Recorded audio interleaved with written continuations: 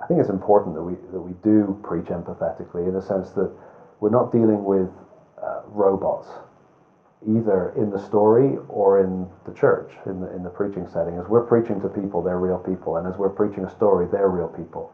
And so, first of all, in terms of the text and the stories within the story, the people within the story, we've got to recognize these were real people. These were real challenges. This was difficult. This was complex. They were confused. It's easy to turn some people into 100% villains in the Bible and other people into 100% saints.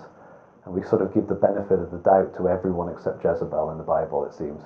But then you read the story of Jonah, and after a while you start scratching your head and saying, why am I giving him the benefit of the doubt? I mean, what's going on with him? And other stories like that, where they're always treated as heroes. They're not. They're real people with real tensions. And we read the disciples, for example, in the Gospels, and we either turn them into sort of stained glass window saints floating along 12 inches above the ground, or we treat them as complete idiots. How often do we ridicule the disciples? But actually, if we were there, would we have understood it any better than them? Would we have not said, when you come into your kingdom, I want to be second in command, please, Jesus? I mean, that's exactly what we would do. That's our heart revealed in them.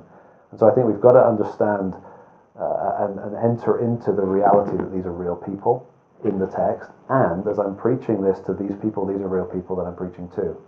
And so what are they experiencing? What's going on in their lives? That's the kind of the pastoral responsibility, I think, of a preacher, is to know and to feel with the people that you're preaching to.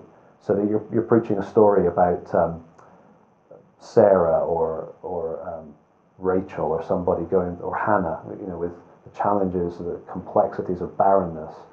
And you preach that, and then you preach about God answering prayer and giving a miracle child, and you don't preach that with sensitivity to the fact there's people sitting there who have experienced that and they haven't had the miracle child, or they've lost children.